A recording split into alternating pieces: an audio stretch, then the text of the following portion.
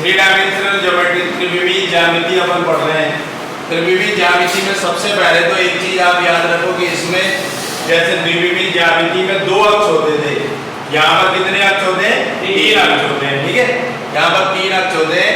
ये जो क्षैतिज है ये एक्स अक्ष होता है, ये ऊर्ध्वाधर है ये वाई अक्ष होता है, और एक ये तीसरा अक्ष होता है जेड अक्ष। जैसे इस कमरे में आप देखें ये जो पट्टी है ये पूरी एक्स अक्ष है, ये जो पट्टी है ये पूरी वाई अक्ष है, और ये जो पट्टी है ये पूरी जेड अक्ष है। ठीक उसी तरह से ये डायग्राम बना है, और यहाँ पर अपन ने केवल और केवल धनात्मक अक्ष लिए हैं। एक्स अक्ष की भी धनात्मक अक्ष ली है, वाई की भी धनात्मक ली है, और जेड की भी धनात्मक अक्ष ली है, ठीक है। इसके बाद अब हम तीनों अक्षों को देखें तो x अक्ष पर अगर कोई बिंदु है A तो उसके निर्देशांक होंगे x, 0, 0, क्योंकि x अक्ष की प्रॉपर्टी होती है x अक्ष पर y और z दोनों हमेशा 0 होते हैं। क्योंकि अगर x अक्ष पर अपन को जाना है, मान लो अपन यहाँ पर है, मूल बिंदु पर है, और यहाँ से अगर अपन को x अक्ष पर चलना है तो ना तो अपन को ऊपर की ओर जाना है और ना ही इस दिशा में जाना है, तो इन दोनों दिशाओं में नहीं जाना, केवल क्षैतिज दिशा में जाना है। तो केवल एक ही चीज बढ़ेगी, वो बढ़ेगी x, और y और z दोनों हमेशा 0 रहेंगे। जो भी बढ़ेगा घटेगा वो x बढ़ेगा घटेगा, क्योंकि x अक्ष पर x होता है जो कि उसको x होता है जो वेरिएट होता है, चर है x, ठीक है। वो कम होगा ज्यादा होगा, जो भी बढ़ेगा वो x बढ़ेगा या घटेगा। y और z दोनों ही हमेशा 0 रहेंगे। इसी तरीके से y अक्ष पर y रहेगा, ऊपर से ऊपर की ओर जाएंगे तो क्या बढ़ेगा? y बढ़ेगा या घटेगा? x और z दोनों कैसे रहेंगे? 0 रहेंगे। और इसी तरीके से z अक्ष पर z बढ़ेगा या घटेगा? बाकी दोनों 0 रहेंगे। तो इसी प्रकार x अक्ष पर अगर कोई बिंदु होगा तो उसके निर्देशांक होंगे x, 0, 0, y अक्ष पर कोई बिंदु होगा तो उसके निर्देशांक होंगे 0, y, 0, और z अक्ष पर कोई बिंदु होगा तो उसके निर्देशांक होंगे 0, 0, z। और अंतरिक्ष में कोई बिंदु होगा, सपोज करो ये पेन है, ये पेन तीनों तलों से, तीनों अक्षों से कुछ ना कुछ दूरी रखेगा, क्योंकि ना तो ये x अक्ष पर है, ना ये y अक्ष पर है, ना ये z अक्ष पर है, ना तो x अक्ष पर है, ना y पर है, ना z पर है, किसी भी अक्ष पर नहीं है। तो इसकी कोई ना कोई दूरी x अक्ष से भी है, कोई ना कोई दूरी y अक्ष से भी है, कोई ना कोई दूरी z अक्ष से भी है। इसलिए इसके निर्देशांक की बात अगर अपन करें तो इसके निर्देशांक होंगे x, y, z। तो अंतरिक्ष में कोई बिंदु होगा P तो उसके निर्देशांक होंगे Px, y, z। ये बात समझ में आई कि नहीं आई? ठीक है। इसके बाद आप दूसरा डायग्राम देखें। अगर हम इनकी धनात्मक और ऋणात्मक पूरी अक्ष लें, कंप्लीट एक्सिस लें, तो यहाँ पर ये तीनों अक्ष मिलके इस किसी भी अंतरिक्ष को 8 अष्टांशों में विभाजित करती है। 8 अष्टांश बनते हैं, और वो अष्टांश देखिए किस तरीके से बनते हैं। जैसे मान लो ये देखिए, ये आपको बता रहे हैं ये 8 अष्टांश कैसे बनते हैं। आप देखिए, ये देखिए, ये मान लो ये अपनी अक्ष है, पूरी क्षैतिज अक्ष x अक्ष है, इसका ये ऋणात्मक भाग है, ये धनात्मक भाग है, ये y अक्ष है, ये ऊपर की ओर है, धनात्मक भाग है, ये ऋणात्मक भाग है, और ये z अक्ष है जिसका ये धनात्मक भाग है, ऋणात्मक भाग है। इस तरीके से तीनों अक्ष हैं, और ये तीनों अक्ष मिलकर इस अंतरिक्ष को 8 भागों में बांटेगी। कैसे? ये देखिए, पहला एक भाग, पहला अष्टांश, ये दूसरा अष्टांश, ये तीसरा अष्टांश, ये चौथा अष्टांश, इधर ये ऊपर से 5वां, ये 6वां, और पीछे 7वां, और ये लास्ट में 8वां। इस तरीके से 8 अष्टांशों में कोई भी तीनों अक्ष मिलके किसी भी अंतरिक्ष को 8 भागों में बांटती है, जिसको अपन अष्टांश बोलते हैं। 8 अंश यानी कि 8 भाग। और ये अष्टांश किस तरीके से होते हैं आप देखिएगा। यहाँ पर ये 8 अष्टांश जो हैं और उनके चिन्ह इस प्रकार हैं। पहला अष्टांश है OXYZ, OXYZ यानी कि तीनों धनात्मक अक्ष लिए अपन ने, x भी धनात्मक है, y भी धनात्मक है, और z भी धनात्मक है, यानी कि तीनों चिन्ह कैसे होंगे? धनात्मक होंगे। x भी धन का, y भी धन का, और z भी धन का। तो जहां पर आप ऋणात्मक अक्ष लोगे उसका चिन्ह ऋणात्मक हो जाएगा। तो यहाँ पर जैसे ये है x डैश है, यानी कि x ऋणात्मक ले रहे हैं, तो x ऋणात्मक लेंगे तो क्या आ जाएगा? ऋण धन और धन आ जाएगा, तो ऋण धन धन। इसी तरीके से यहाँ पर देखिए आप OXYZ तीसरा अष्टांश है, और इसमें y ऋणात्मक हो जाएगा। चौथा अष्टांश है जिसमें z डैश लिया है OX बाय z डैश यानी कि z ऋणात्मक हो जाएगा। इसके बाद इसमें x डैश बाय डैश लिया है तो दोनों ऋणात्मक हो गए, पहले दोनों और बाद में तीसरा धनात्मक हो गया, है ना। इसके बाद इसमें देखें x by dash z dash यानी कि y ऋण का और z ऋण का होगा, x धन का होगा। इसी तरीके से आप देखें यहाँ पर सातवां अष्टांश है जिसमें x डैश और z डैश लिया है तो x और z ऋण का होगा और y धन का होगा। इसी तरीके से लास्ट में क्या है, लास्ट में तीनों ऋणात्मक हैं OX dash y dash z dash यानी कि तीनों माइनस के हो गए। इस तरीके से हम इस अष्टांश का फायदा क्या है, अष्टांश का फायदा ये है कि किसी भी बिंदु की स्थिति हम पता लगा सकते हैं कि वो बिंदु अंतरिक्ष में कहां पर स्थित है। अगर मान लो सपोज करो हम आपसे पूछे एक बिंदु हमने दे दिया 1 2 3, क्या आप बता सकते हो किस अष्टांश पर स्थित होगा? OX by z, very good, OX by z, क्योंकि तीनों बिंदु धनात्मक है, ये भी धन का, ये भी धन का, ये भी धन का, तीनों धनात्मक है यानी कि क्या होगा, ये OX बाय z अष्टांश में स्थित होगा। इसी तरीके से अगर हमने ले लिया 1 - 2 3 तो ये किस अष्टांश में स्थित होगा? ये OX बाय z में स्थित होगा, ये इसमें स्थित होगा क्योंकि y यहाँ पर ऋणात्मक है, ठीक है। इसी तरीके से अगर हमने ले लिया -1 तो ये किस अष्टांश में स्थित होगा? ये 8वें अष्टांश में होगा क्योंकि तीनों ऋणात्मक है। तो किसी भी बिंदु के चिन्ह देखकर, निर्देशांकों के चिन्ह देख के हम ये निर्धारित कर सकते हैं कि वो त्रिविमीय ज्यामिति में कहां पर स्थित है ना।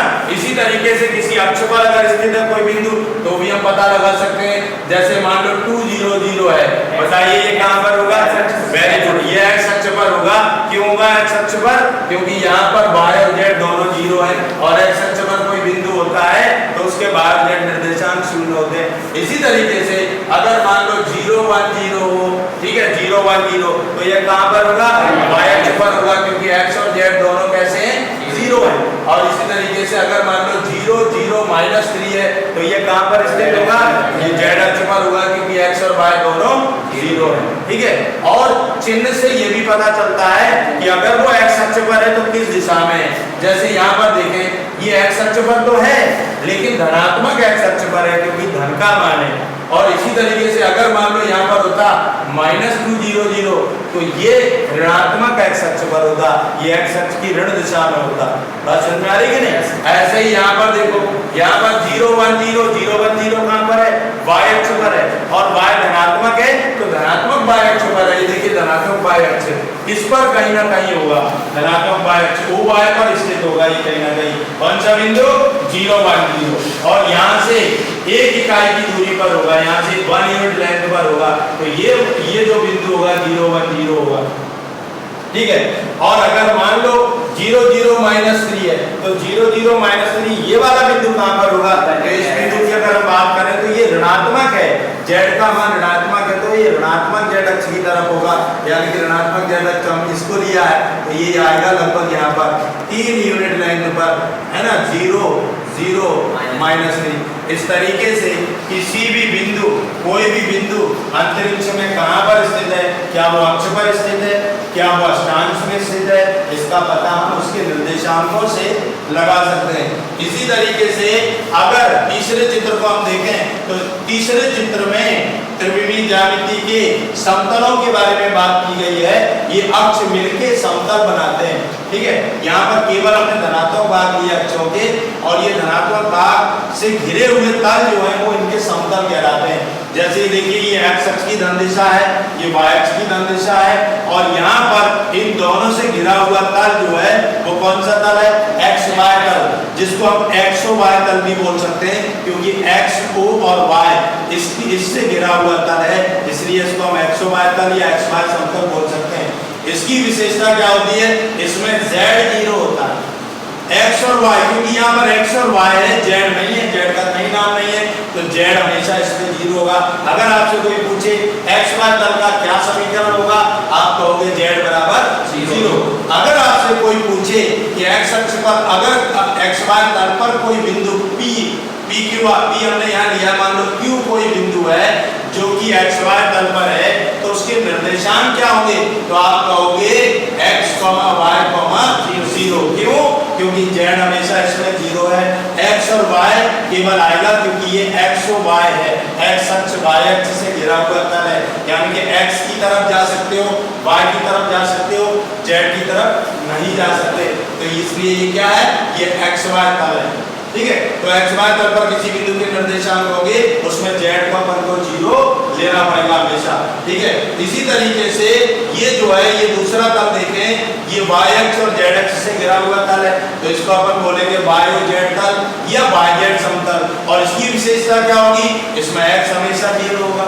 अगर इस पर कोई पॉइंट लिया जाए r, तो उसके निर्देशांक क्या होंगे, कोई पॉइंट r लिया जाए तो उसके निर्देशांक बता सकते हैं आप, वेरी गुड, 0 yz का मतलब है क्योंकि x यहाँ पर हमेशा 0 रहेगा, y और z आएगा, तो इस तल पर अगर स्थित कोई बिंदु r है तो उसके निर्देशांक हो गए 0 yz। और इसी तरीके से यहाँ पर कोई बिंदु है, यहाँ पर कोई बिंदु है, तो यहाँ पर कोई बिंदु ZOX तल पर होगा, ये ZOX तल है क्योंकि ये z और x अक्ष से घिरा हुआ तल है।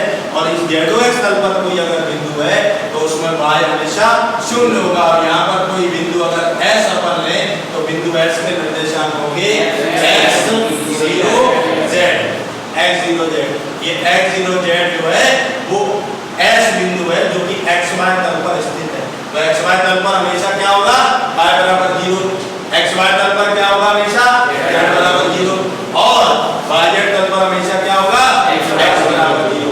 उसी तरीके से इनके बिंदुओं को भी अपन को लेना पड़ता है, ठीक है। तो ये तो हुआ।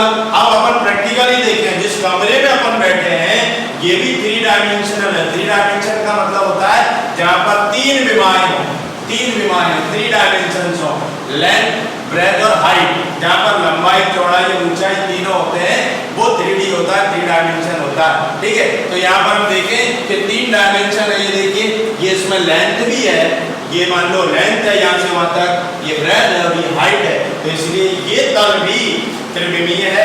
ये जिस कमरे में अपन बैठे ये कमरा भी त्रिविमीय है, और त्रिविमीय है तो यहाँ पर भी तीनों तल होंगे, xy तल भी होगा, yz तल भी होगा, zx तल भी होगा। तो देखते हैं अपन कौन सा xy तल है। अगर अपन इसको x अक्ष मानते हैं और इसको y अक्ष मानते हैं तो ये जो बोर्ड लगा हुआ है, ये बोर्ड किस तल पर लगा हुआ है, क्या आप बता सकते हैं, वेरी गुड, xy तल पर ये बोर्ड लगा हुआ है। और ये जो ट्यूबलाइट लगी हुई है ये किस तल पर है, ये yz तल पर है क्योंकि ये z अक्ष है और ये y अक्ष है, तो ये जो ट्यूबलाइट है वो yz अक्ष पर है। और जिस तल पर आप लोग बैठे हुए हो ये कौन सा तल है, वेरी गुड, ये xz तल है जिस तल पर आप बैठे हुए हो। और इस तल पर क्या 0 होगा हमेशा, xz तल पर y 0 होगा। इस तल पर क्या 0 होगा, xy तल है, ये xy तल पर z 0 होगा। और ये इस तल पर क्या 0 होगा है, ये कौन सा तल है, y और z, तो हमेशा x 0 होगा। और 3 तल और बने हुए हैं इसी में, एक तल इसके सामने वाला है, ये इसी के समांतर है ना। अगर हम इसको मूल बिंदु ले रहे हैं तो ये निर्देशाक्ष समतल कहलाते हैं।